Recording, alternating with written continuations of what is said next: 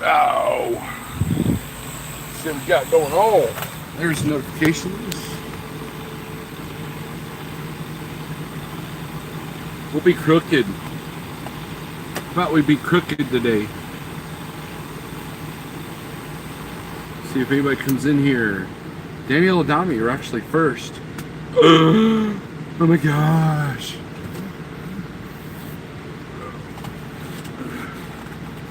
How's it going, everybody? Mr. Houston, how are you, sir? I haven't been on Zello for a little bit. I haven't been on all day today.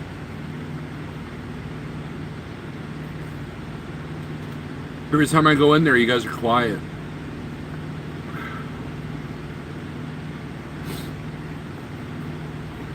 Fake lemon. Yep. Scott, what's up?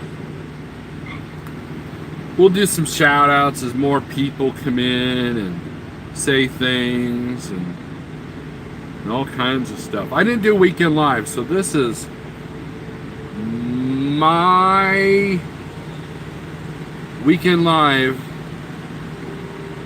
Tuesday evening edition.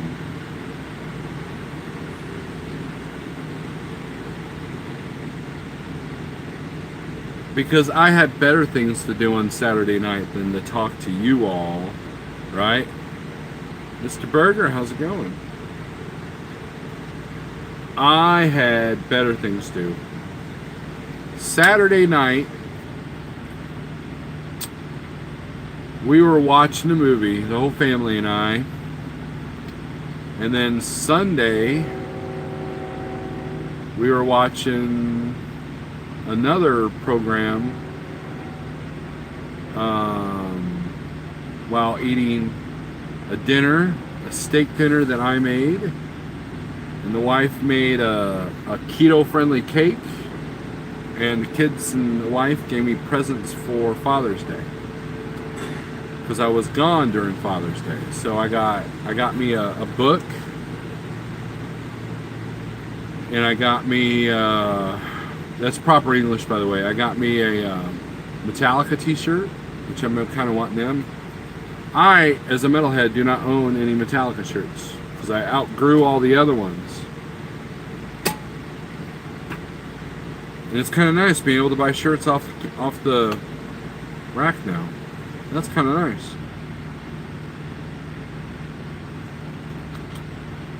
So I figured I would rather hang out with my family than to share my time with 15 of you.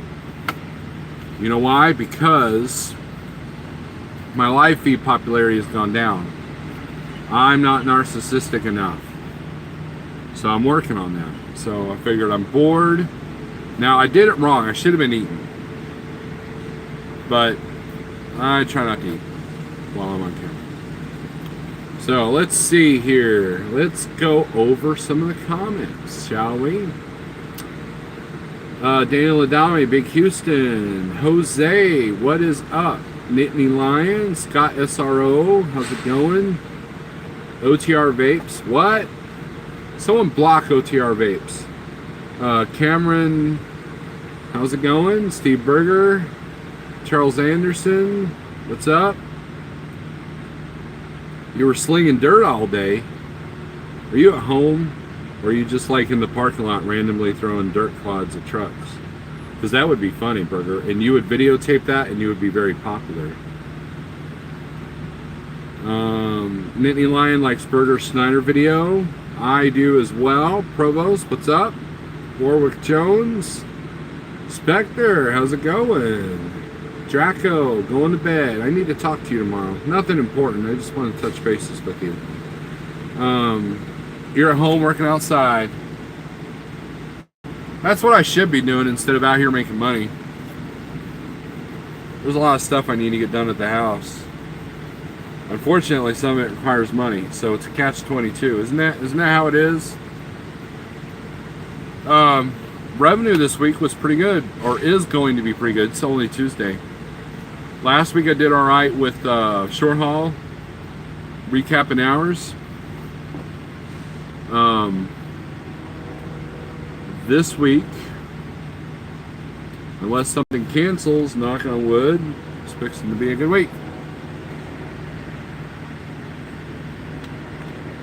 Monday to Monday, not a bad rate.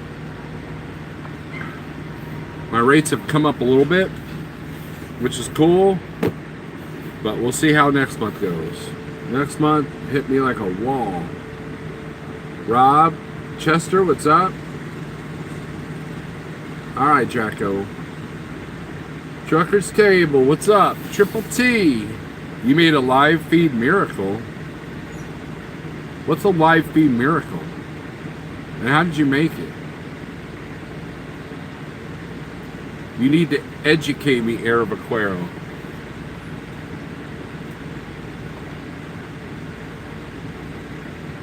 Hey, Triple T, man. There is a ton of Landstar trucks in this parking lot.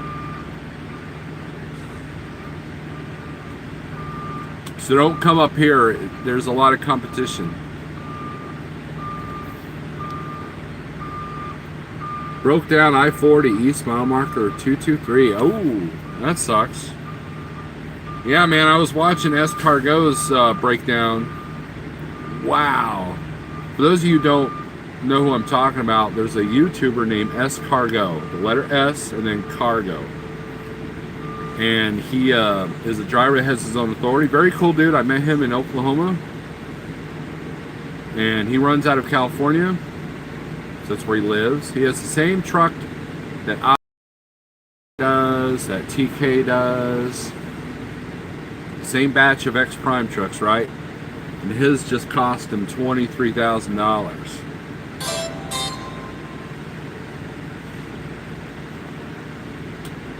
And everybody can survive that, right? But he's surviving it because he's smart. I don't know if I would survive that, to be honest with you guys. I could probably put on some credit. You know, they have companies that will give you credit at the dealership to fix a big repair like that. Then you're adding to your truck payment. So it just depends on, you know, the object of keeping your expenses low. You know, that's a tough pill to swallow. So I hope it's nothing major like that, Triple T. My live feed popularity doesn't exist, and I'm very narcissistic. I think I rule all. Burger, you're funny. Pitbull Gator, what's up? I seen you poking around the videos, man. I appreciate you coming into the videos. You're in Arkansas? Oh, so what's that? That's around, that's near West Memphis, ain't it?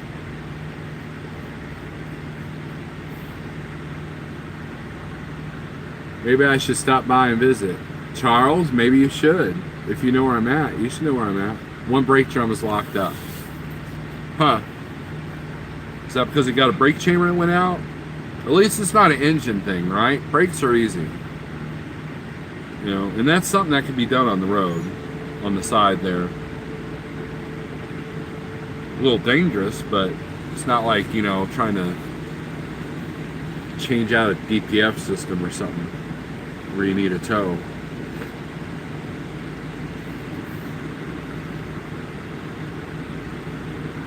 Who needs brakes? Right, Rican, you don't need them brakes. Just cut the line, tape it up, go. Get on out.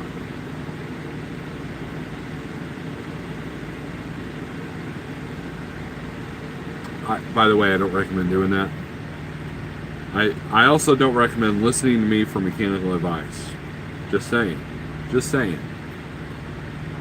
So, I bought a cool thing. So, where I'm at, they have a knife store, right? And so I bought this. Little, oh, what's it called?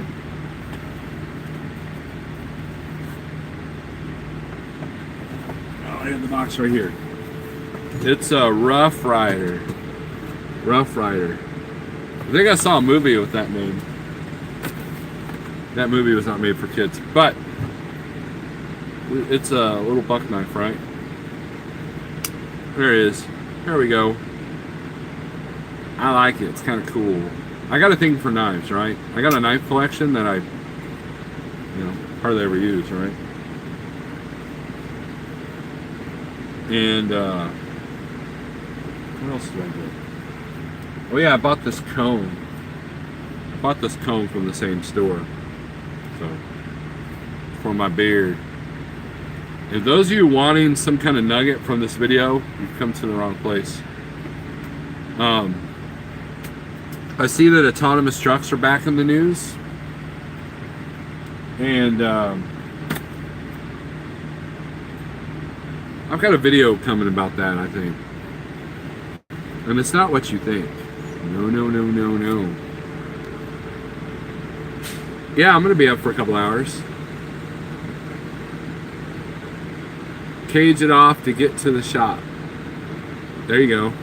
That's what I told the tech. Just back the brake adjustment back to release the drum. Nugget? Ain't no nuggets here, Provost. Ain't no nuggets here. Are you feeling better, Provost? I had heard that you were under the weather. And Charles, I'm next to the Schneider, what do you call them things? Container guy. Jukebox is live too. Good for him.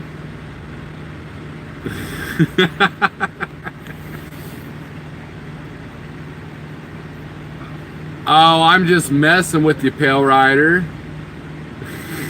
I don't think Burger knows it's you. Oh. Burger listens to me. He is a loyal servant. Let's see here. Let's see if I can undo this. I don't know if I can. I gotta do it on the other one.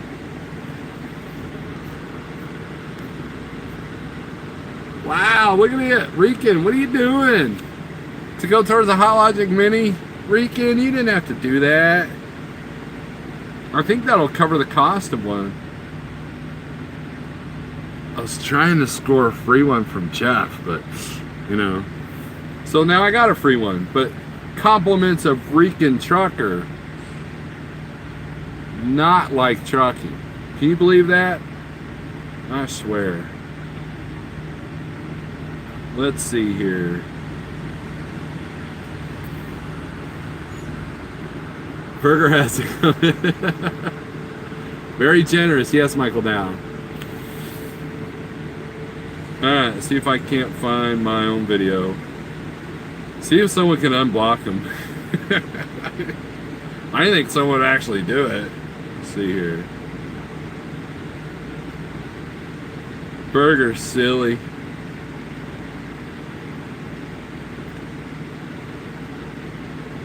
Isn't that an awesome thumbnail? Isn't that an awesome thumbnail? Isn't that an awesome echo? Isn't that an awesome... If I know Pale Rider, he's having a good sense of humor about it. Okay, Daniel Adamian hit him. Oh, Burger, it's cool. Pale Rider knows I'm just messing with him.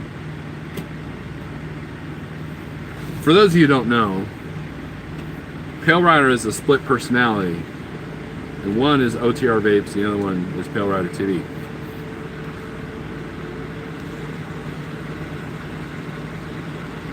War with Snort. Yeah, Pale Rider and I are gonna get a board are going to get into a boredom war. We're gonna see who's the king of that throne, right? Right? Rican says Provost liking the new ride.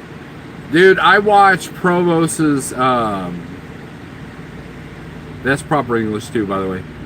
I watched his tour of the truck video, and man, I gotta say,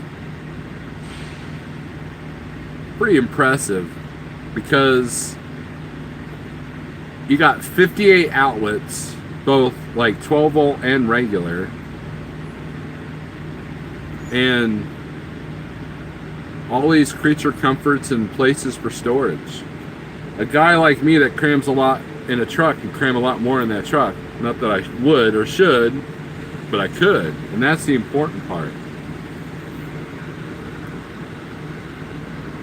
And I imagine Provost, as he just said, is loving it compared to his old truck, right? And the fuel mileage alone is probably paying half that truck payment, right? The other person on Dexter Morgan. You should start a troll YouTube channel called Dexter Morgan, Steve Berger. Gosh. You didn't get a notification. Well, that explains why I only had 15 people in here one time. 10.5 MIPIGs today. That's pretty good, man. I did all right. I got 8.2 with 41 in the box. But of course, I was going through Illinois and Ohio, Indiana. Indiana, you get good fuel mileage, just, you lose your shocks. What you save fuel, you're going to pay for in buying the shocks. So, it's getting dark. Let's shed some light on the situation. Burger got 0.0 all day. He got 2 dirt clogs a minute, is what Burger got, right?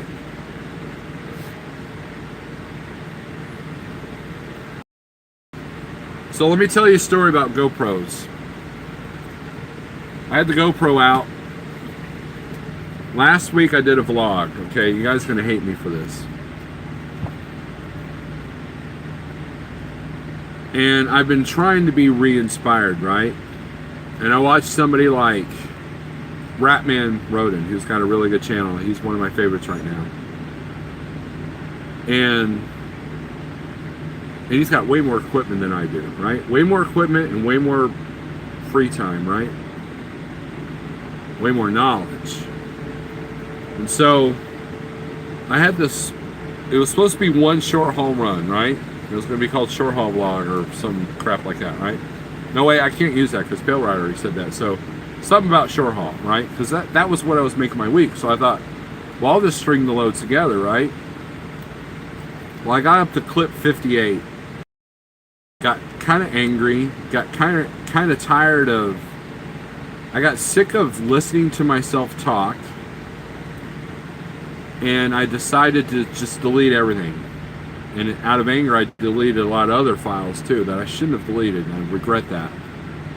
Some went to the recycle folder, some didn't. And it sucks because I had one where I was riding a bicycle, my daughter, that was on there. And I had all these new cool angles. That was the good part. I've been experimenting on where to put this stupid little cube, right? I was putting on tires. I put it on the catwalk. I put it on top of the mirror. I put it on. I was even going to put it on my head, but I don't have one of them strap things. Besides, Provost and Pale Rider and Anthony Blackbird are doing that, so I don't want to copy them. And all kinds of cool stuff, right?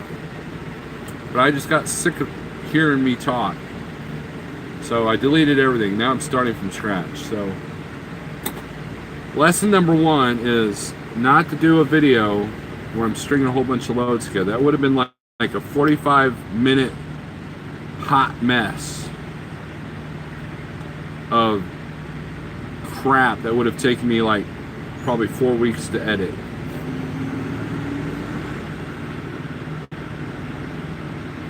You're right, he is Triple T. You are my favorite burger. Kevin, that's silly. Evening, Gramps. Sick, you're out. Steel Horse, why are you sick? I didn't know you were in here.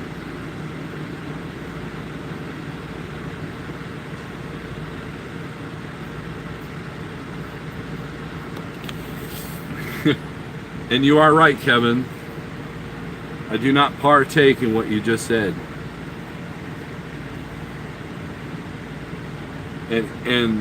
And those that do, if they admit it on YouTube, that's probably not the greatest thing to do. But Steel Horse is sick. I hope you get to feeling better. It's either that or you're sick of me. So, or you were talking about me being sick of myself, which that's common. I got to be in the mood for my own videos. So, But that's what us narcissists do. We do YouTube videos. It's all about me. It's all about this person right here. It's about this truck, the trailer behind me, the name on the side of the door, and me. It's all about me. Looking forward to getting back out on the road with y'all as soon as the foot heals up. What happened to your foot, Pipple? Hey, Rat Man, $20. Maybe I'll do a rock and roll video while I'm home if I have time. Burger.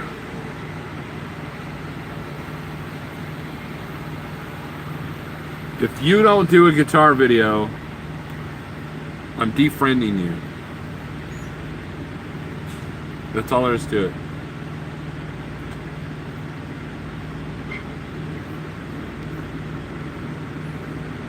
You'll do a video about me, Spectre? I don't know if you want.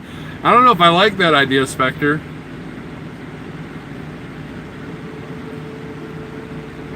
Why do you want to do a video about me? I mean, see, here's the thing. My favorite saying of all, that and the word so, and then, yep. This is all the equipment I have. This is it. This pathetic little cube. Now, mind you, I eyeballed the GoPro 7 white or silver, whatever the $200 one is, right? It has the viewfinder, and that's part of my problem. I'll talk to this camera telling you about my load, right? And then I'll repeat myself the next 4 clips because I don't remember that I talked about that. And there's, as you can see, I can't play whatever clip I did last, right? And so I would do those clips from my phone, but that became a jumbled up mess. So I've reached my limits of Windows Movie Maker and this $100 GoPro. So do I wish I had better equipment? Yeah. But then that would require me learning a better video program. I like the picture-in-picture stuff that like Ratman and Indiana Jack do. I kind of like that.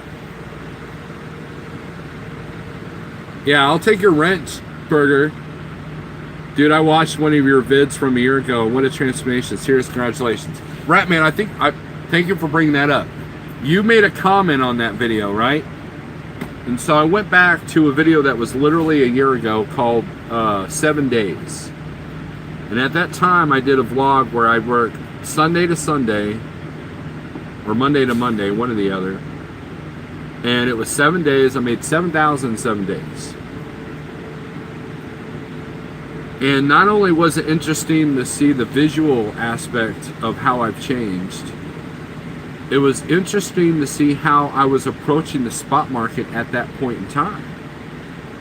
It was interesting to see my strategy and how it was failing miserable about not booking ahead like I should have been. And ever since I've been booking ahead, I've had no problem hitting my goal. And now, while I haven't done a 7K week in a long while, we're still doing okay. And I think a lot of that's attributed to rates, and a lot of that's because I'm using kind of the same two or three brokers. And so probably leaving some money on the table by not combing the low boards.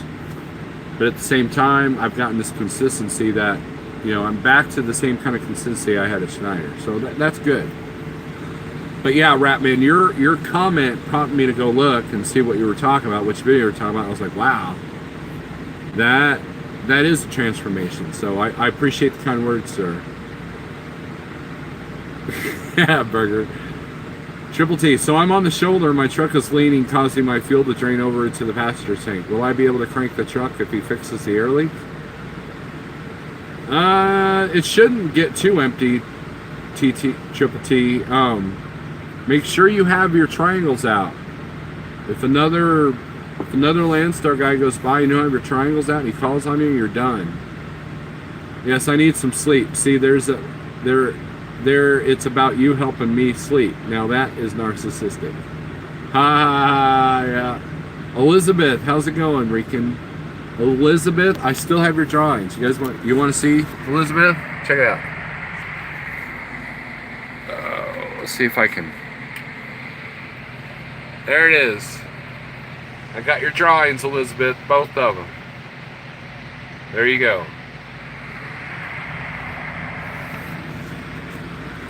So there's not a day goes by I don't look at those.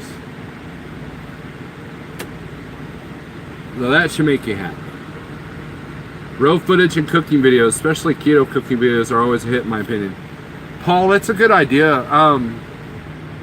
Ever since my lunchbox cooker took a dump, I've got another one in the garage. And I keep forgetting it because I've got the microwave, right?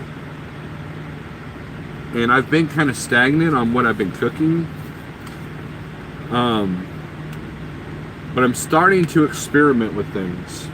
As far as like different recipes and stuff like that. Like for Father's Day, my wife made me a flourless, keto-friendly cake. Chocolate cake, right? And instead of sugar, she used monk fruit sweetener. And it was pretty good. The texture's different, you know. It's a little bit. It's more of a brownie, like a drier brownie consistency, but it was good. We topped it with heavy whipping cream and raspberries. It was really good. So it's like a chocolate raspberry kind of thing.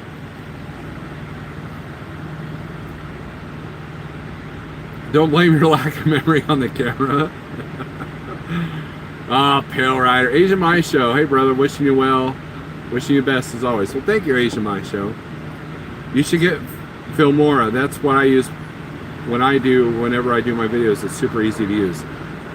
Yeah, Daniel. I believe I downloaded that to my computer at home.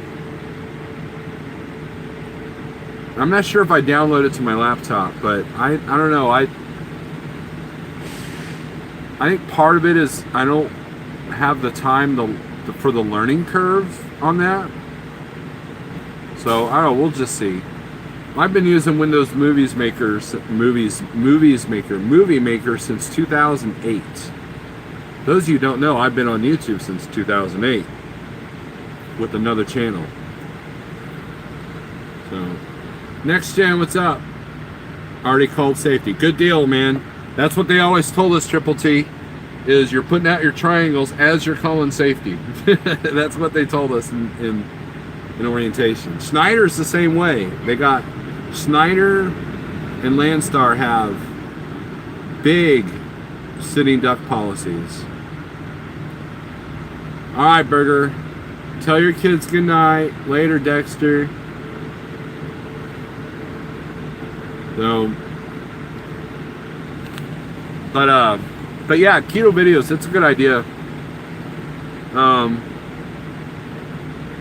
don't know, I've had a couple of people say, I don't know, it just, the problem with the keto thing is that there's too many people that are way smarter than me that do actual like clean everything by the book keto. And so you kind of open yourself up to, well, that's not real keto, or you know, I can't believe that you would do that, or I did a video about cooking chicken. Cooking in the truck number 2, I believe. And almost every other day, at least once a week, I get a comment on that video, and for like a month, people were arguing. Not with me, but with each other on that video about whether you wash chicken or not before you cook it. Because in the video, I take it out of the package, I throw it in the pan. Well, how am I supposed to cook chicken? What am I supposed to do? Do this outside? You know, it's like, that doesn't clean it, that just makes it wet. Cooking it thoroughly cleans it.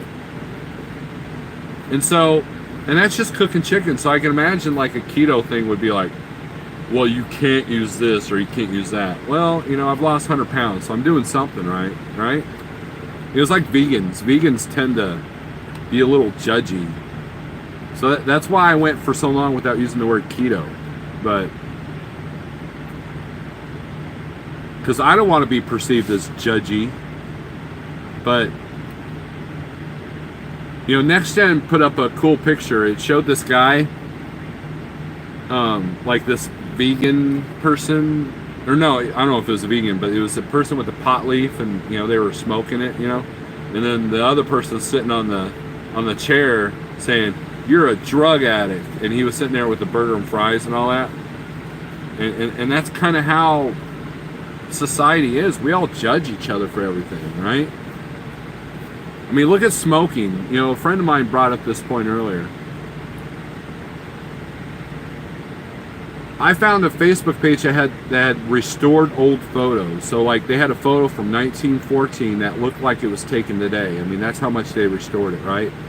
And it had like all these kids, like 12, 13 years old, smoking cigarettes at the street corner, right? And there was a time where that was the norm. You went into restaurants, you had ashtrays, your hotel room had ashtrays.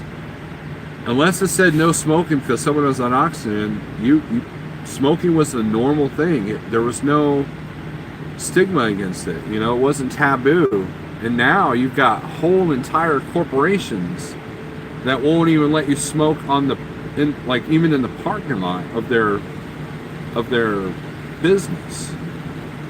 And you are definitely like looked down, and I think that we're going to reach that level with food.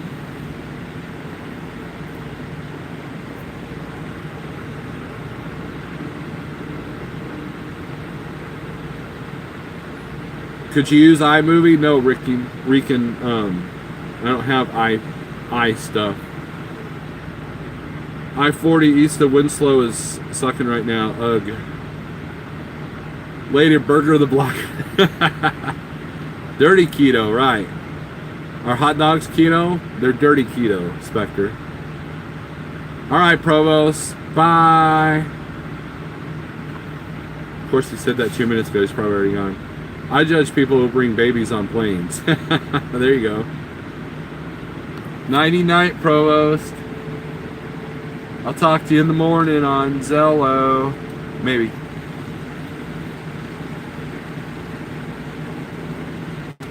Just like a lot of this negativity that was on YouTube, I think it's kind of died down now. But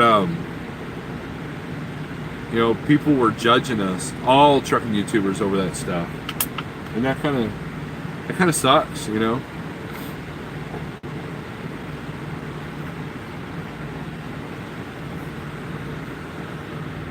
Clyde, what's up? Daniel, put up the Zello channel. Hashtag that's trucking. Because what happens is someone goes in there and they gripe about something, they go, that's trucking. But we cut up and have fun. It's funny, we've probably destroyed and saved careers in there.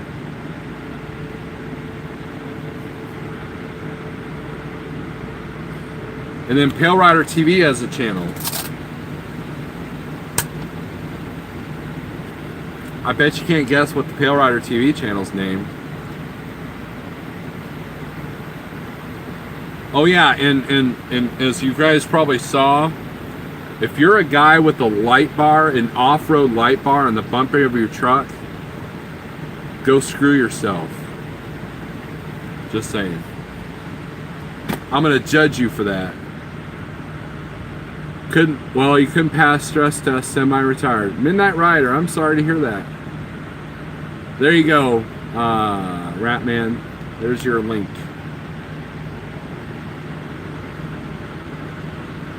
I'm here, I can start over now. You have a trucking question, Next Gen? What is your trucking question? Why am I getting it? Because I am no expert. All I know is stuff that I've screwed up. And all I could say is, don't do that. But go for it. Maybe I might know something.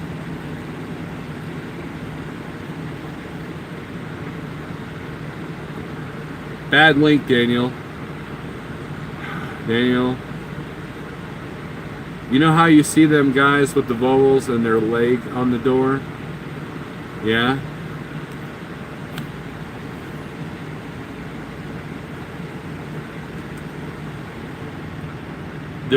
It's illegal to have your leg on the door if you don't have Michelin men. There's decorations on your truck.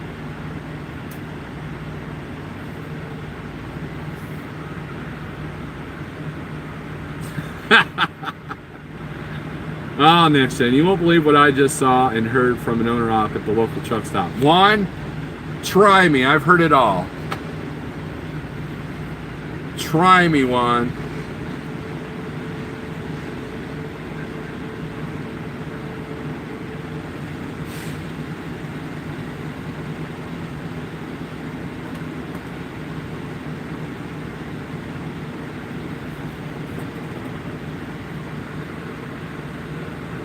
Truckers Coach, what's up?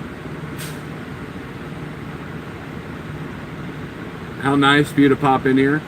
What did that guy say, Juan? Jeez. God, you're taking too long to type. It's all in the title, kids. It's all in the title.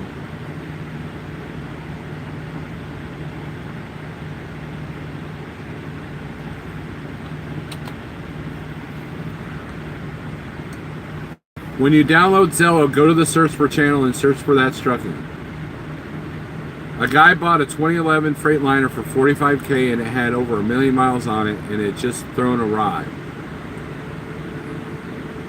Yeah, that happens, Juan.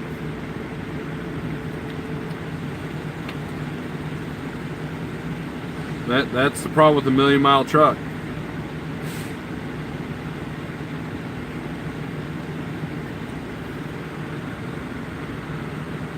It's only been on the road for over a month. Wow.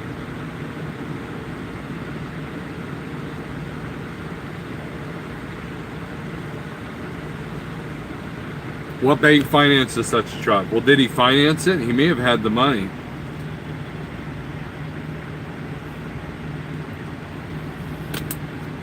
You know, Chad Boblin on Facebook, you know, he's always talked about how he bought his first truck with credit cards. He combined 3 credit cards together and bought the truck. And while I don't recommend doing that, there are ways to get loans that don't involve a commercial vehicle. Well, that was a dumb. Forget I said that. Rewind that. There are ways to get a loan that doesn't have to be a commercial vehicle loan. That's what I was trying to say. And it's possible that the guy may have put it in with a debt consolidation loan or whatever. Now, $45,000 for a 1 million mile truck, that's the first problem. He got reamed on that. I paid $60 for this one with 340,000 miles on it.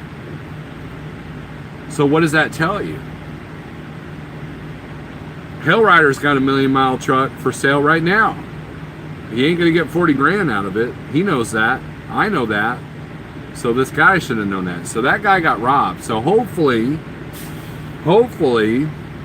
he got some kind of warranty that would cover that. If he didn't, the only thing he can do is let the bank take the truck back and take a hit on his credit. Because he ain't gonna sell it for 45, that's for sure. Triple T, about 3 hours.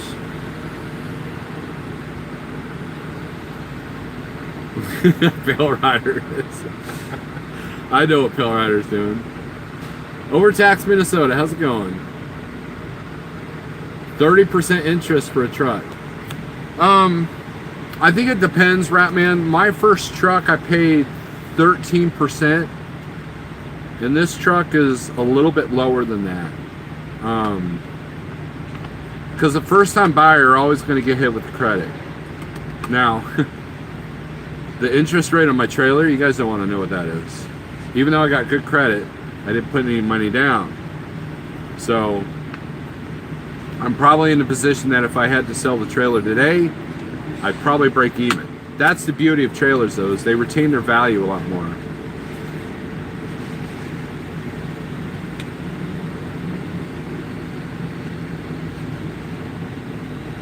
And you almost have, and it's the trailer that makes the money, believe it or not. They're here. Oh, I was wrong then.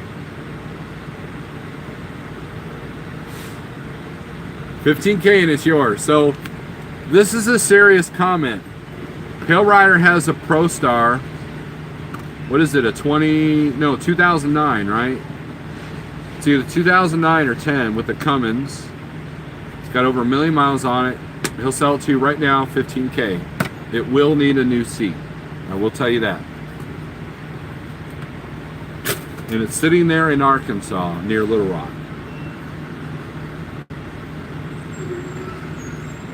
Shop and refinance, yep.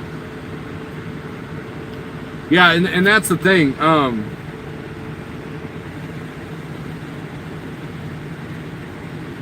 Some banks don't like to do commercial loans at first, but once you have it, then they're willing to refinance it. I don't know, it's weird. Some banks are weird like that. And I know some Schneider guys, pay attention, that at the end of their 3-year lease, they get it refinanced through their personal bank and really reduce their money.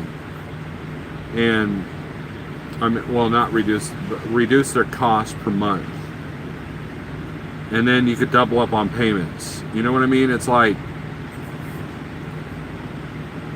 you could still pay $4,000 a month towards that truck, but if your truck payments are only $1,000 a month and you're tripling payments, then you got that extra money for repairs. And then also, so if you need to cut back, scale back to $1,000 a week or a month, you can. And I don't know, it's to me that would be a smart thing to do. Like for example, Escargot, he said his truck payment was $12.90 a month, somewhere around there. So we'll call it 13, but he was putting an extra $1,000 a month aside, and he was able to pay for that big repair. Now, if let's say you do that, let's say you put an extra $1,000 a week. Well, at the end of the year, if you've got, say, 30 grand, and your payoff's 28, pay that truck off, because even if you have a little bit of a hit, because some finance companies will ding you for paying it off too early, that fee is no worse than the interest rate that you would pay for the next 2 or 3 years, however long the loan you have. They don't want to lose customers, right? And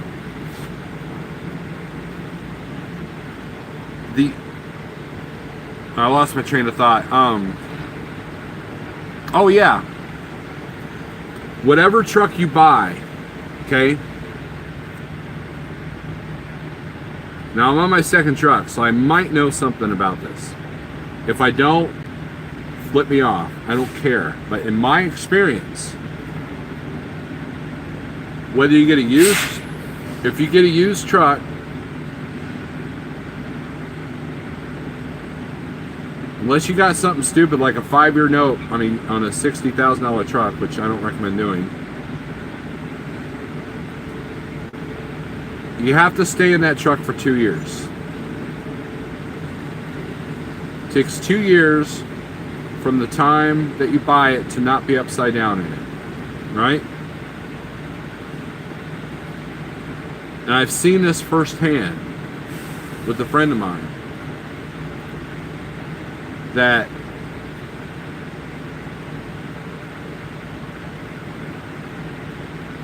had to try to change trucks barely a year into the truck, and he was upside down in it.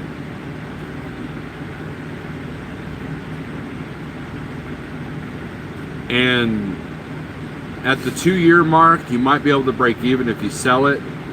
You probably definitely get more in a trade-in. But my Peterbilt was at 2 years.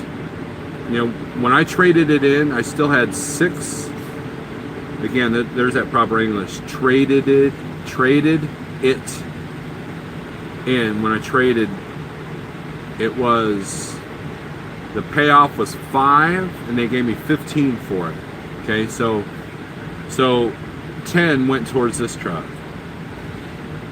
And they told me that if I was on time with this truck, all my payments, and I was still making the same monthly gross revenue,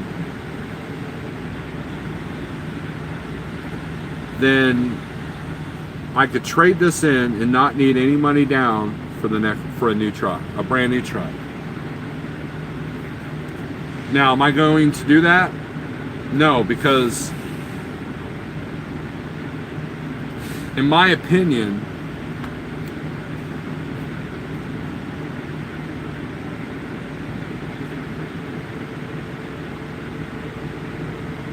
I don't have enough money to put down to make the truck payments reasonable. I could go out tomorrow and get a new truck. I've got the credit, I've got the credit history, I've got the right hauling references. But what good's trading this truck in if they're only going to basically pay it off? Then so it's like getting that other truck no money down, right? Well, when you get a truck no money down, guess what? Your payments are going to be high. And as Cargo pointed out in his video, the higher your costs, the harder it is to succeed. That is the law of business. I don't care if it's trucking, shining shoes, making pizzas. Keeping your costs as low as you can is the key.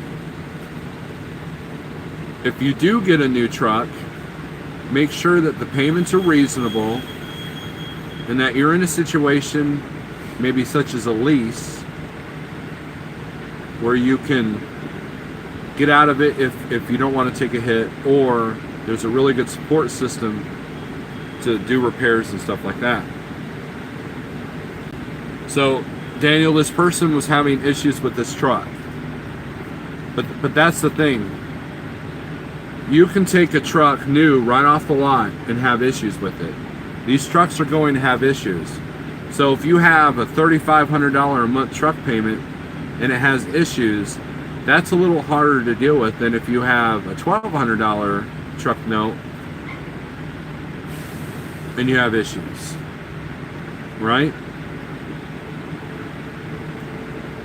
So if you look at Cargo's situation, if his payments were $1,290 a month, well, they just jumped up to $2,290 a month because of the huge repair. Because $23,000, let's round it up to 24, divided by 12, that's $1,000 a month. Boom! Now his truck payment's actually $2,290 a month. That's still pretty reasonable. That's still better than a new truck payment. Getting to that point where you can save that money to cover that big truck repair, that's the trick. Or if you put it on a credit card to be able to make those extra payments to pay that off. I know this by experience. You're missing the section 179 first year depreciation. Net will be almost the same as running an older truck. Says Ratman.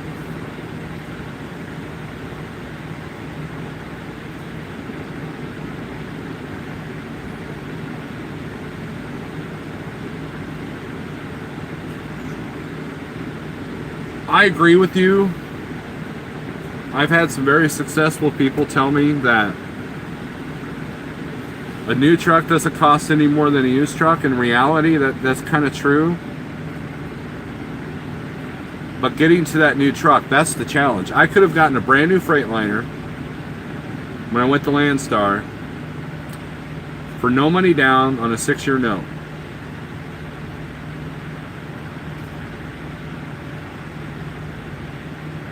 And my truck payment would have been about $32 to $34 a month. Had I done that, I would have went bankrupt within the first year. Now, in hindsight, I probably would have ran differently, because the second year of my Peterbilt, guess what? If you added up repairs and the truck payment, I was up to $4,000 a month with that truck. Without the comforts of a new truck, and without the fuel mileage of a new truck. But luckily, it was after the second year, so I wasn't upside down in it, and it wasn't a big loan to begin with. So, would I like to get a new truck? I almost did, but I didn't have enough money down. Had I had another 10 grand to put down, I'd be driving a brand new 660, well, 2018, and my payments would have been around $25 a month. That was doable, but I didn't have the $10,000 down, and I could have put it on a credit card, but then my $2,500 a month payments would have been $35 or $33 a month, right? If I'm paying on the credit card, right? And I didn't want to do that. Ironically, if you add up all the expenses that I've had on this truck this year, I'm at about $3,000 a month.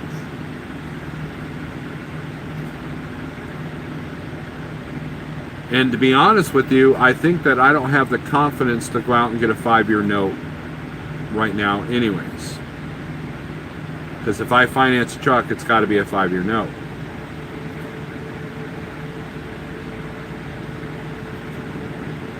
Nor do I have extra money put down. That extra money is set aside to fix this thing when. Not if, but when. And like I said, you can have a new truck, it'll break down. But you got to get to that point. You can't just come out here with a brand new truck in an owner-operator world. And these lease people know that.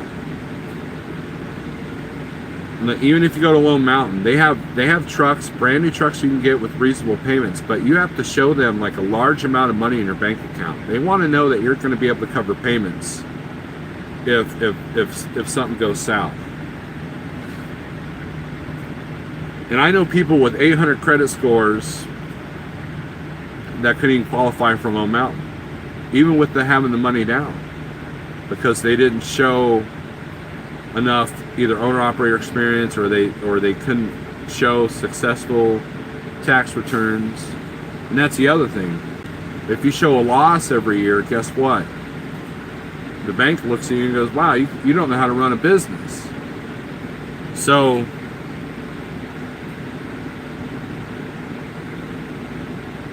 it's hard to get a loan.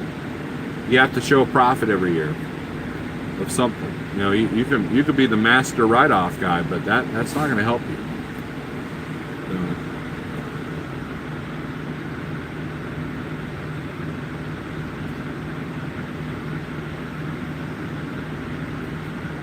Hunter Wren Music. Didn't realize your new name. I've been using the same name for, 10 years. Hunter, but Hunter says USF Holland's needing help. Simple interest loan means most of overpayment goes to principal. Yeah, I agree. The first guy that financed my truck, he was talking about compound interest, and my head was just swimming. I was like, Because I told him, I said, well, you know, my first truck got 13% interest. He's like, that's not 13% interest. I'm like, well, if you look at all my truck payments, the total of them, and the price that was on, you know, that I paid for the truck, that's 13% higher. So I'm thinking that that's 13% interest. But, you know, you talk about the principal and everything else. And I think my biggest weakness, and my wife and I was talking about this today, is knowledge. You know, how can you use debt to your power? You know, how can you make money? How, you know, and to make money is to understand money, understand how it works, understand how business works. How do banks make their decisions, and, you know, that kind of thing. And, you know, just like the stock market, you know, it's like, I look at the ticker tape of the Wall Street, and I have no idea what I'm looking at. Even though I've had like a math class that touched on that. And it's hard to find that information dumbed down to where you understand it. But Provost made a very profound point. We spend hours in these trucks, hours driving. There's a whole plethora, yes, I use the word plethora on a semi-regular basis, and there's a whole plethora of audiobooks that you can educate yourself with. And I am guilty of listening to the wrong audiobooks. I am guilty of watching the wrong YouTube channels. And so therefore, I struggle a little bit more than may say somebody that's a little bit more educated than me, right? Not to say that I'm doing horrible or anything, but, you know, I've been out here 5 years as an owner op, so that's something, I guess.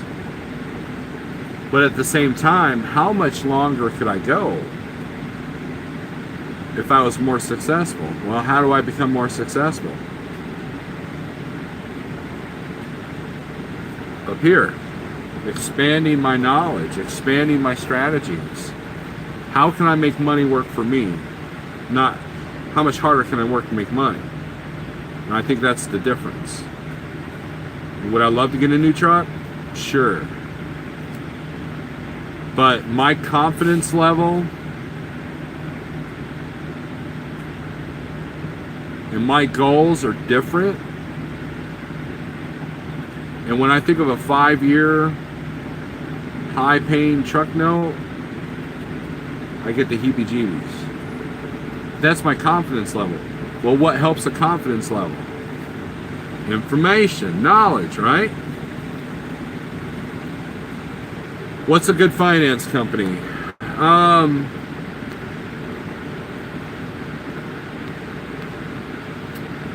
I'll get to your question here in a minute, Paul. It depends. The first place is to look is your bank that you have a relationship with, okay? See if they'll do a commercial loan, and if they will, what requirements.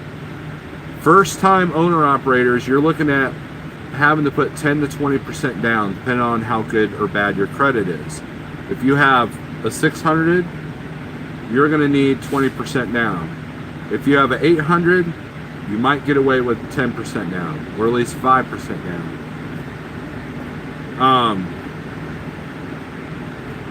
The most popular, or let me rephrase that. One of the popular ones is BMO.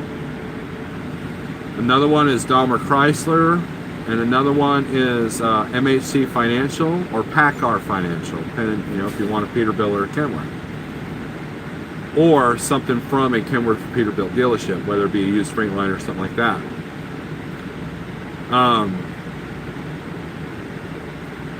Now, why not finance it for a longer period, says Paul. Well, you don't want to do like a 10-year note on a truck that's not going to be any good at 10 years. You know, campers are done that way. RVs, motorhomes, they're done that way. You can get a 15-year note on a $100,000 camper. It takes 10 years to not be upside down in those things. I don't think they're a good financial decision at all. I can rent a cabin for 2 nights a week, or not a week, 2 nights a month, every month, and get and not be out the same amount as you would for a camper payment, right? So the most you want to do, or the most I've seen in a commercial truck loan, is 6 years. But you can only depreciate 3 as your write-off. So if you're going to do a lease, now if you do a lease or a lease purchase, the write-offs are different. But Jeff has done videos talking about this, so I'm going to leave that to him, because I am not a finance expert. Yes, I'm on my second truck, but I've financed 2 trucks for 60 grand each time. Now, if this truck was to throw rod right now, would I get a brand new truck? It would depend on what kind of payments I can get. And I don't want to go beyond 5 years. Because in 5 years, I'll be over 50. And 50-year-olds, man, that's old. Oh, that's going to annoy some people. In hindsight, would you rather have gone with the Cummins or stay with the Packard motor? One, that's funny. Somebody asked me that question before.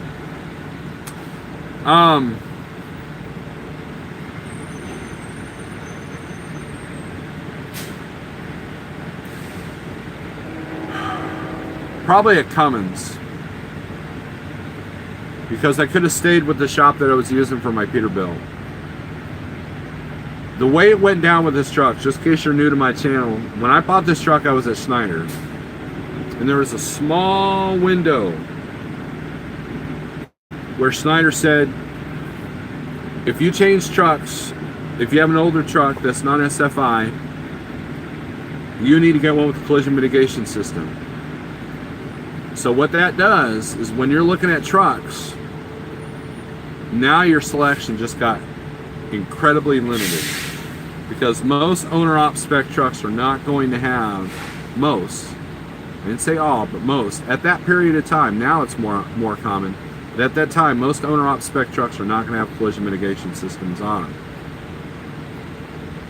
That's primarily why Jeff left Schneider and got his own authority, was for that ruling. Well, then they backtracked because they lost a lot of contractors over that. Now it's like 20, 25 or some crap, right? But at that time, I had a choice of 3 trucks. This one, a purple one, and a white new one, brand new. Very, very stripped down, that white one was. It was priced at $126,000. They all had Packards in them.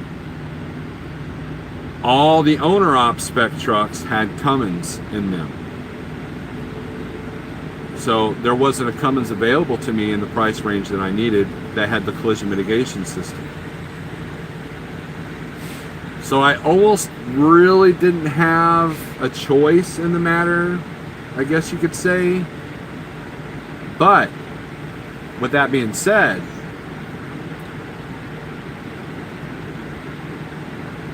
I've had several people from several shops, like company shops, not dealership shops, that have said that the Packards have less downtime than the Cummins do. Now, do I agree with that? Do I believe that? I don't know. All but 2 trucks that I've ever driven in this lifetime have all had Cummins engines in them. And for the most part, the Peterbilt was the first one where I had a major engine component go wrong. And I am impressed with the new X15's after treatment system. But the only disadvantage that I can see right now with the Packard is I have to go to a dealership because of the software. So if you're doing something software or DPF related or engine related, you got to go to a Packard shop. There are no independent Packard shops. There are independent Cummins, independent Cat, independent Detroit, but no independent Packard shops.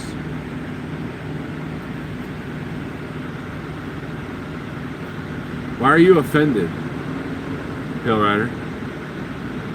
Take that, Mr. Best. Now, I say that, but, you know, S-Cargo has got the same engine I do. Just had a $23,000 repair.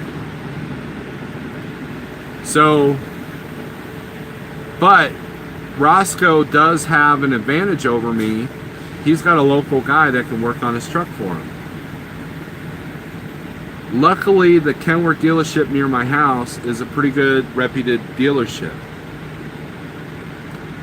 And so there, you know, my dad was going to their shop with his Kenworth years and years ago. So, and they're 24/7 and they're off the interstate. So, you know, they do well, you know.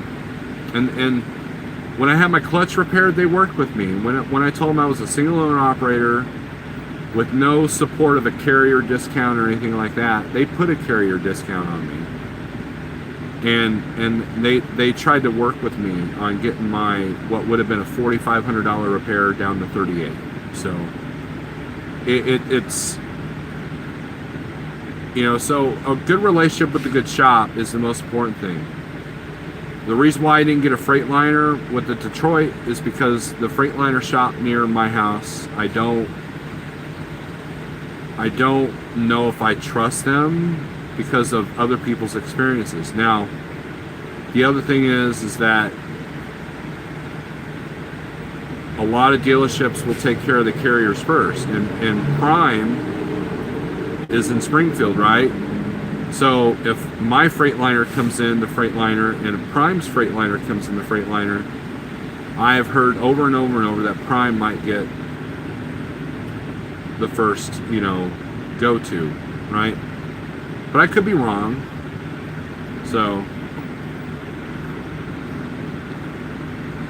and I know a person that works, I know a couple people who work at that Freightliner dealership, and just, I trust the Kenworth dealership more. Now, I could be wrong with that too, but you never know. But that's the problem with specialty engines. If you get a Volvo with a Volvo engine, guess what? You got to go to a Volvo dealership to get that fixed. If you get a Volvo with a Cummins engine, which I had at one time, then you can go to any Cummins shop, whether it's Kenworth or Peterbilt dealership or whatever, for the engine work. Now, you don't want to go to a Peterbilt dealership with a Volvo to get the headlight fixed, you know, stuff like that. But, you know, so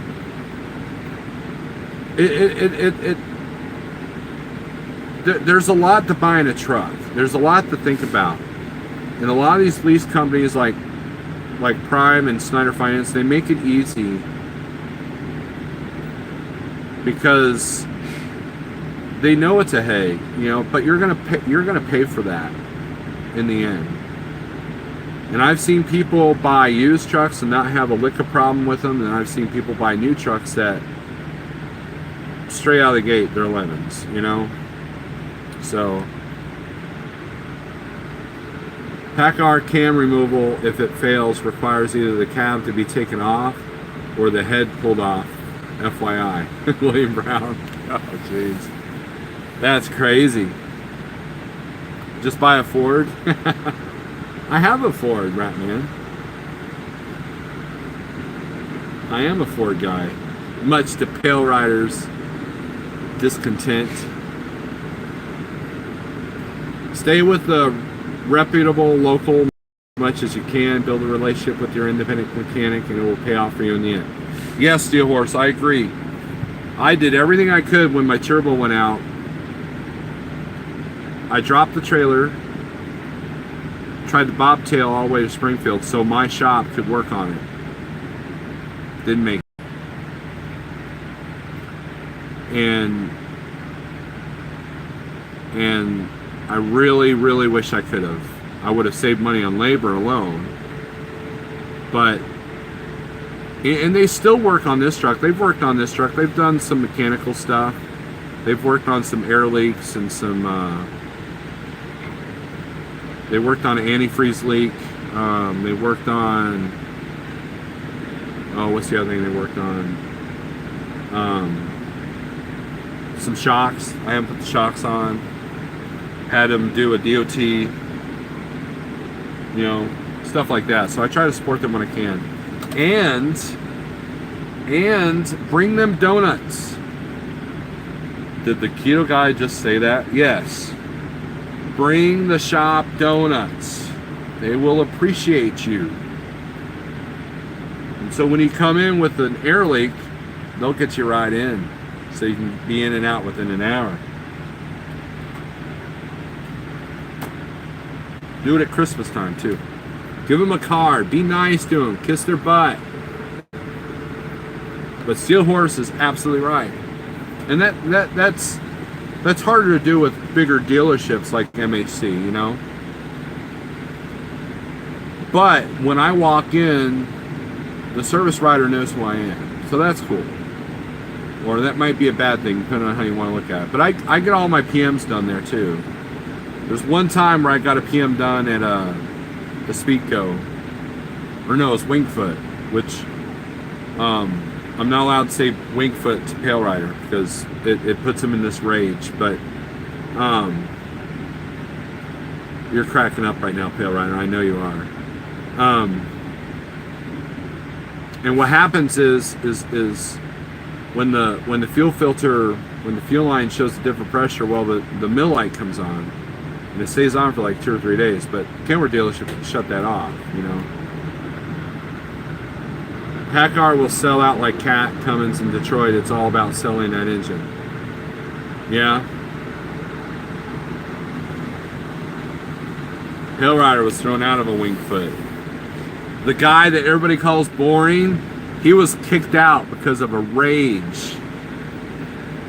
I think you have a video about that, Pale Rider. Why don't you put up that video link? Get some traffic to some of your older stuff.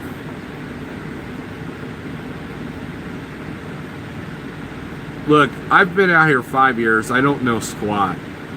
I really don't.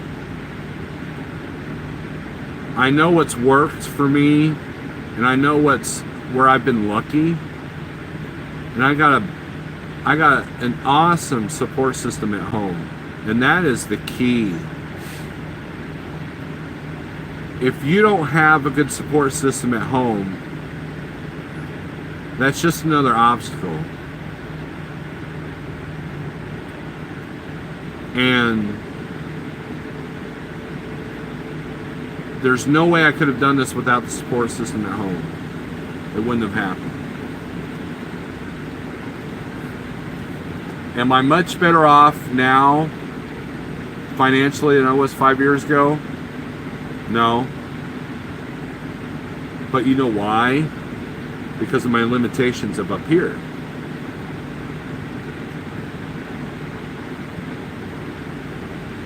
And it's time for me to start educating myself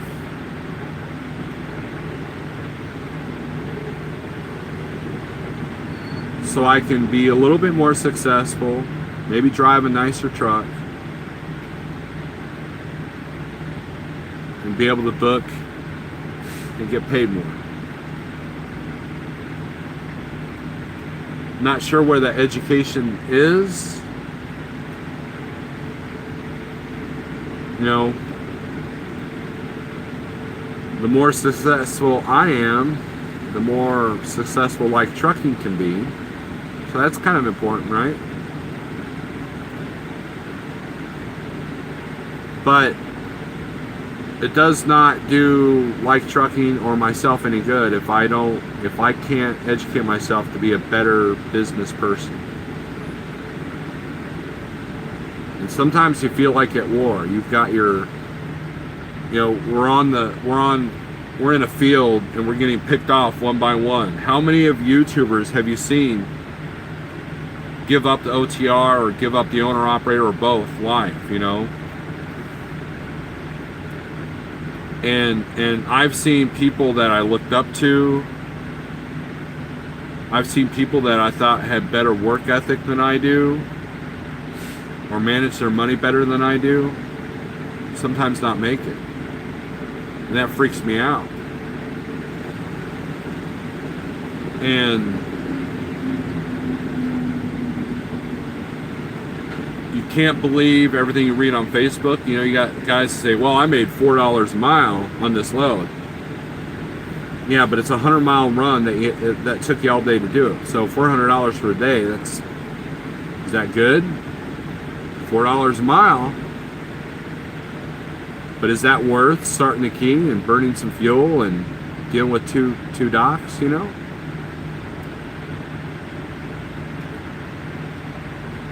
It's not just about the rate per mile today, it's about what can you do with the rate per mile tomorrow and what did you do with it yesterday.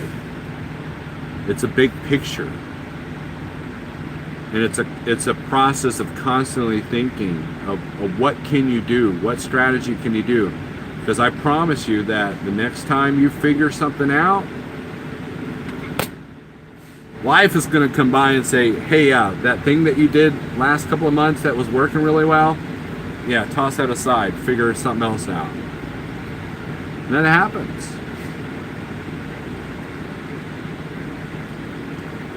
And if you don't have the fortitude, the patience, the passion to constantly live, eat, and breathe the ins and outs of running a business, then that's just one more obstacle. The more obstacles you have, the more bills you have, the more debt you have, the more costs you have. That makes you an easy target on the beach. What do you do that separates you from the truck next to you? Are you the guy that's idling your truck when it's 60 degrees outside and you're paying for the fuel and you're driving about how you're not making money? Are you that guy? Are you the guy like me that sat at home saying, I ain't moving this truck for less than $2 a mile? Well, guess what? You ain't moving then. Are you the guy that's going to sit in Key West, Florida, expecting to get $2 a mile out of there? What separates you from that person?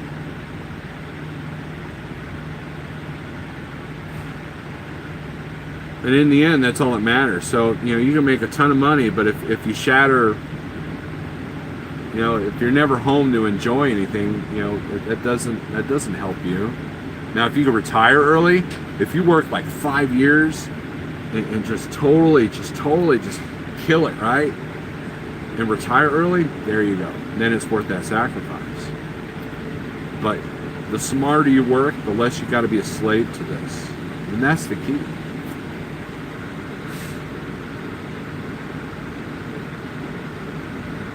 Old B model, 3406. Awesome.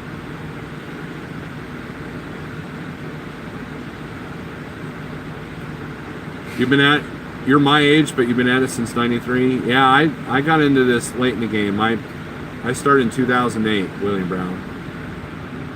You can get that, but it may put you in a bad spot afterwards, right? That's why they pay so much. It's a trap, right? Failure is not an option. There you go, overtime. Stop overthinking and just keep the wheels rolling. Ratman, that's what I did. I just put the nose to the grind, found a couple of contacts, and boom, I've been consistent ever since. If you don't believe me, ask Jeff. I was very inconsistent in 2019 or 2018. And it almost put me under. And now I've got the consistency. And, like that load coming out of the house, I mean, I won't be stupid about the cheap rate, but I'll just get something to get me to the good area.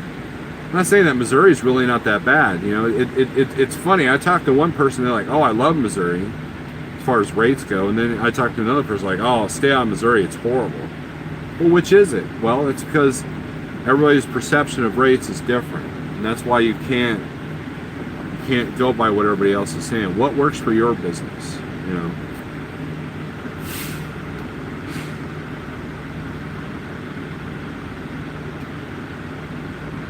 I have a roof courtesy of Cope. The guy next to me definitely doesn't have that. Regan, I'm sorry to laugh, but that's just a funny comment. What did you say, Steel Horse? You retract your message? I increased my revenue by doing my own IFTA instead of company doing it. Wow, Alamo Kid, that's cool. Kicked out of a shop. There you go. Pale Rider's putting this video up there.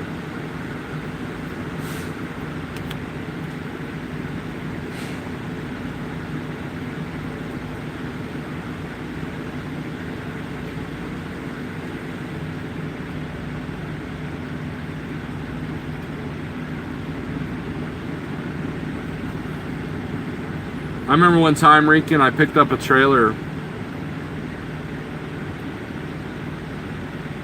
It was, you know, like, they were like, hey, grab an empty, go to Muskogee, pick up this load, right? And I was a company driver. So I grabbed it. I'm about 30 miles down the road. And mind you, when I grab an empty, I open the doors, make sure it's empty.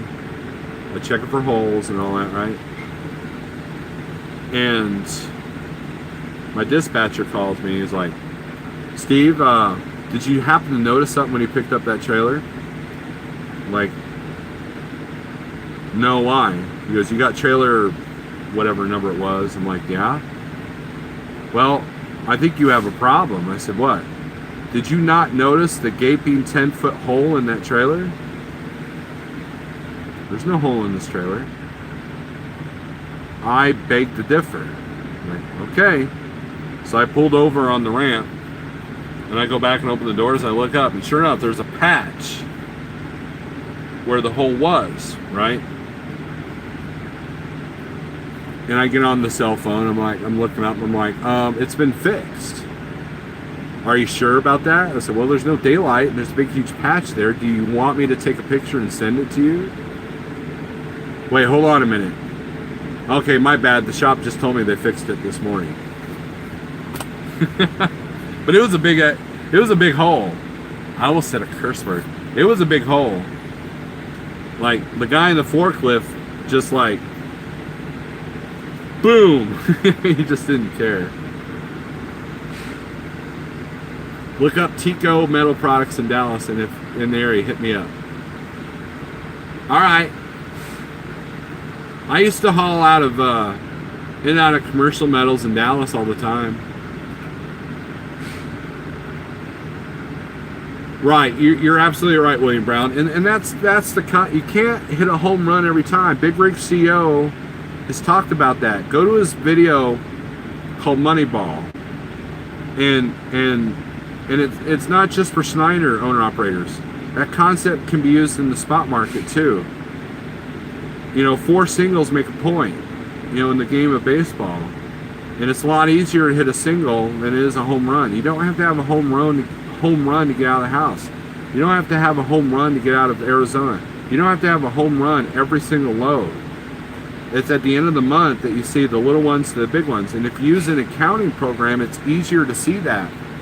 You know, I use Truckin' Pro, and when I enter each load, it gives me the profit and loss of each load. And it's funny to see that, because there are loads that I thought I made good money on that the cost per mile was way higher, and then there are loads that I didn't make anything off that were like, wow, that was pure profit, you know. And so when you combine the law of averages, boom, it was actually, wow, you're actually not doing too bad. You know, it's when you don't account for certain expenses, and that's where people get in trouble.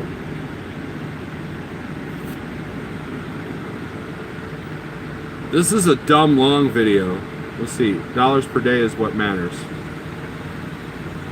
I don't idle at 80 degrees, and I am a company driver. Could if I would, but I don't. Well, that's good, Steel Horse. I think some of the best owner-operators were the best company drivers. And after talking with Steel Horse and the knowledge that he has and how he runs his truck, he would make a good owner-operator. Going to have the roof replaced rather than patched. Good thing I take pictures at the beginning and end of all my loads. That's a good habit, Rick, and I used to do that, but not anymore. I've gotten kind of complacent about that, and that's probably not a good thing. It's funny. when I bought this trailer, I got pictures of my kids and my wife hanging out in the trailer. The floor's all nice and new and shiny, and the walls were white, you know.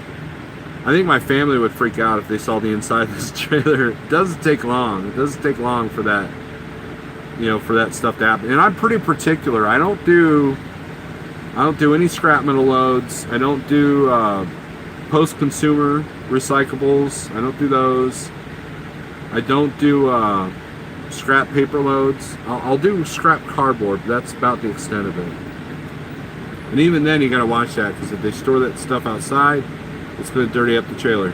I did automotive racks that were stored outside about a month ago, and I still got gravel and crevices that shouldn't be there.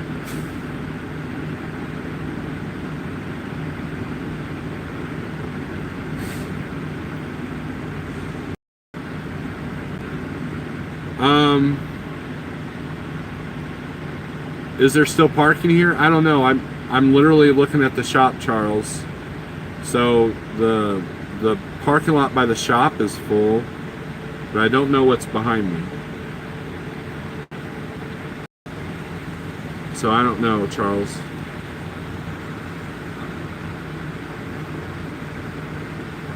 Yeah, Pale Rider did OTR vapes. Reekin. It could be worse, but I could own a red line. You'd have to replace the whole trailer if they put a hole in that roof. There, Reekin.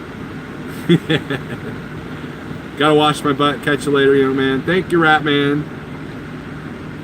And everybody check out Ratman's channel. He's a new guy in this game, and he is doing really good with his vlogs. They're very interesting to watch. Although I had trouble watching one because he was talking about catheters, and I don't want to hear that. So, no more catheter talk, Ratman. I've been driving since '76 when I joined the Marines, and every day is a learning experience. There you go. That's how it is, Pitbull. That's how it should be. I usually haul new aluminum cans, Coke and beer. Yes, I can't do that. You know, if they need a plate trailer, I don't have a plate trailer. Yeah, Steel Wars. What's funny is seeing all these new cats getting into trucking, thinking they're going to kill it right out of the gate when they fall for bad lease purchase deal. Well, yeah, William Brown, it's part of the new business model. And now there are successful lease people. Big Rig CO is one of them. Steve Berger did a successful one-year lease, but then got into his truck he's got now. It's a good tool for a stepping stone, or where you can utilize that truck to your fullest extent. You know, Jeffrey Like had the full maintenance lease truck, which, you know, kind of works. So there are times when leases can work, but 9 times out of 10, it's the veteran truck driver that is able to handle a lease, not the new guy that just came out of CDL school.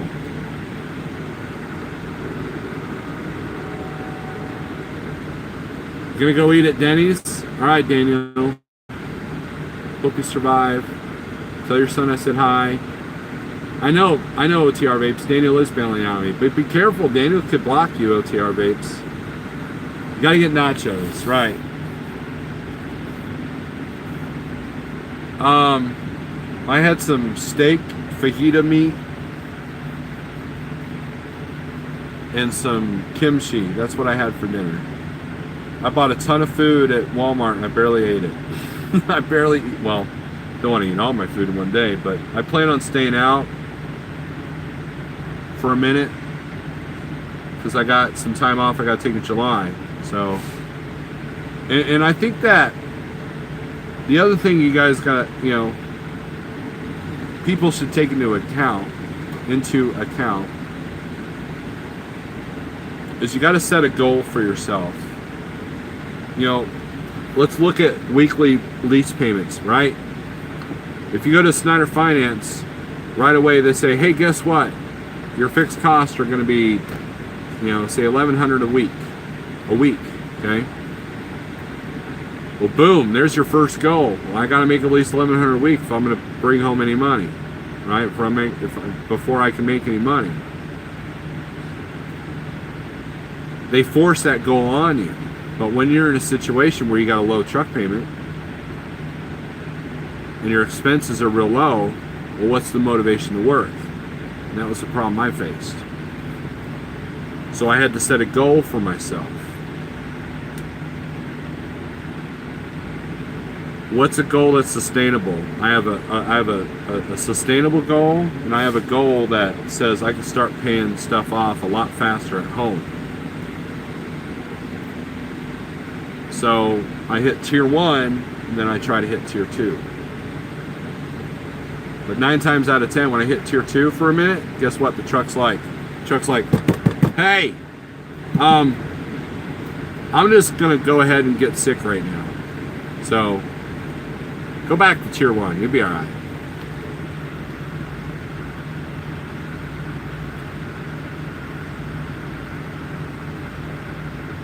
Am I going to GATS? I don't know, Rican.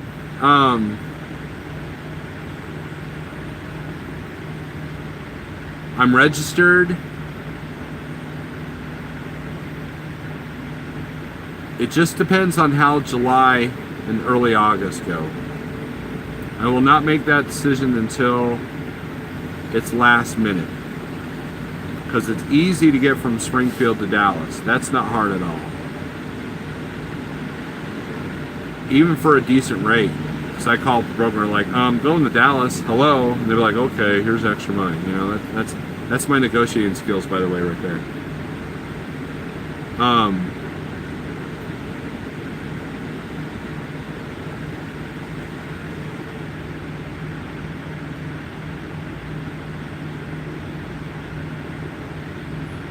If, I don't know,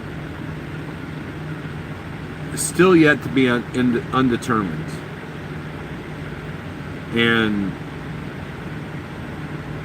yeah, so there's that. There's something I was going to say, but I'll keep it to myself. Yeah, 2 boiled eggs with hot sauce. There you go, Steel Horse. What's your region runs been like, state-wise? Alamo Kid. I usually, what I've been doing, and I want everybody to do opposite of what I'm doing, okay? Just putting that out there. I get a load from Missouri to Ohio. And then sometimes I go Ohio back to Missouri and then Missouri back to Ohio. Or I run Missouri, Illinois, Indiana, Michigan. Every now and then I'll jaunt to Dallas. I usually try to stay around Sanger or maybe Oklahoma City. So I got freight, I got connections that gets me out of those areas. Some weeks I can do short haul within Missouri by itself. We have Missouri Interstate. And that'll make me my money. And then other times I'll bounce, like, you know, I'll do a short and then a longer run. But this week I'm going to be going to Memphis and back. And Memphis is a little bit of a, what I call a sleeper hotbed. Memphis has got a good hub to it, you know, and I'm going to experiment with that market for a minute. Because, to be honest with you,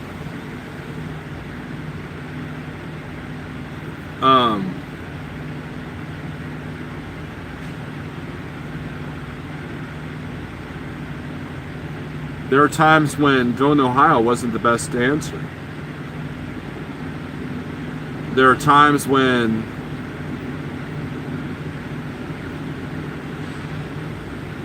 Ohio, the freight kind of dried up.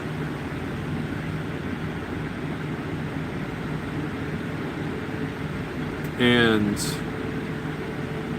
so it's you know, Midwest sometimes isn't the be all end all. Sometimes you're just better off taking a longer run. But I try to stay within a 600 mile radius of the house. Now, it doesn't mean I can't do a 1,200 mile run, you know, from say Lansing to Dallas, that's 1,200 miles.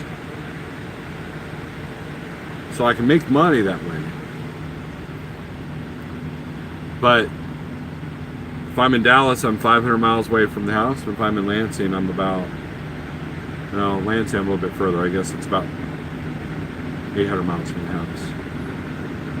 I know it was 800 miles to go from Jeff's house to where I parked my trailer. Andre, what's up? I hope all is well. I hope you're enjoying the time with your dad. Some of my best memories with my dad was hanging out in the truck with him in the summertime. I propose taking the company military veterans trailer with the new truck show at Gaps. Let's wait and see what they say. That would be cool. If Jeff wants to put a fancy wrap on my truck and I can, park it inside the building for Like Trucking to advertise us, I'd be down for that. But I'm not cheap, and I know those wraps aren't cheap, so Jeff will pay out the Indian. So I don't know if he's willing to do that or not.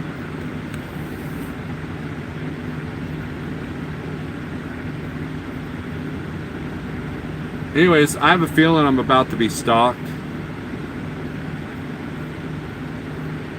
There's a Snyder truck kind of circling the lot like a shark, like Jaws, So, gotta watch out for the Snyder guys. Alright, cool. Good deal, Daniel. But, anyways, Rican, thanks for the super chat. We have been talking for an hour and 36 minutes. Only a narcissist can do that. Holy crap. I talk about myself way too much. And don't worry, the morning coffee thought videos will still be coming. I'm not going to use the word slack, but I don't want to force myself. If I'm not inspired, I'm not inspired. So, we've got the next 2 loads booked. I'm booked up until Monday.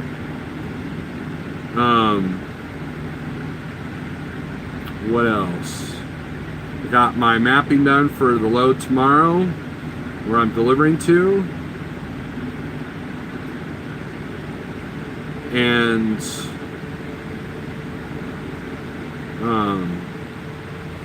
got a map where I need to go. I plan ahead. I do this weird thing called planning ahead. I look at Google Maps, I look how to get there, I get a visual of it, I visualize how I'm getting there. No surprises. You'd be amazed how much less stressful this job is if you don't have surprises. Group meetup. Right, Next Gen's talking about the Truckers Know Keto on Facebook. And so if you're a part of that group, maybe we'll meet up. If you're not part of that group and you're on Facebook, then what's wrong with you? Truckers Know Keto. There's only 2 qualifications. No spamming, and you got to be a truck driver. Or a wife of a truck driver, spouse of a truck driver. Because you could join all the keto or low carb or diet paleo groups all you want on Facebook, but if they aren't truck drivers, you don't get the right perspective. The beauty of how I've lost my weight is I did it as an OTR truck driver. No, you can't do that. Oh my gosh. Yes, you can. I am proof. Go to YouTube and type in Snorlord 7 days. Watch that video. And you will see proof that you can lose weight out here. You can become healthy out here. And you can grow a nice, awesome beard.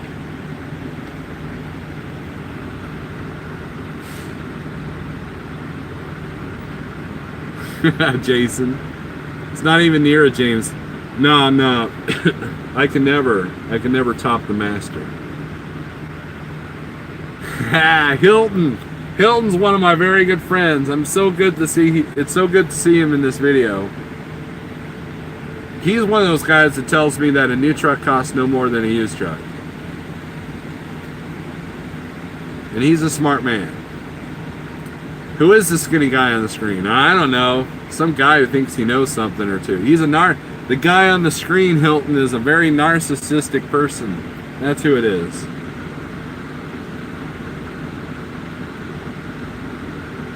Just say no to Facebook, says Steelhorse. And the Korean food helps too. There you go, William Brown. I got your just time. Hi, Hilton. Yep, my wife will agree with you on the on Facebook, Steelhorse. But anyways, I have talked long enough about absolutely nothing. So, if you've made it this far, that's my catchphrase, because people call me boring. So let's, how many of you are asleep? Wake up. Wake up. God, the Landstar truck probably doesn't appreciate he's sitting with his windows closed or open. You just had lasagna. I feel guilty. You're the least narcissistic man I know. Hilton, you're silly. Southbound Jay, what's up? Jason, you got in here just in time. Guys, thanks for watching. Thanks if you made it this far. If you want to hear more crap like this, or you like coffee, or you like heavy metal music. Oh, by the way, my podcast, Pedal to the Metal, is coming back. Big Belly Radio is coming back. I will put details soon, okay? And, but if you made it this far, click like, subscribe, do all the cheesy stuff that we tell you to do. Because why? It's all about me. It's all about me, not you. I don't care about you. Me. It's all about me. Thank you, Overtaxed. Alright, guys. Alright, guys, take it easy. See you later. I'm done. Over with. Capiche. Goodbye. Charles, where are you at? Are you still stalking me here? Is that you circling around? Alright, guys. See you later.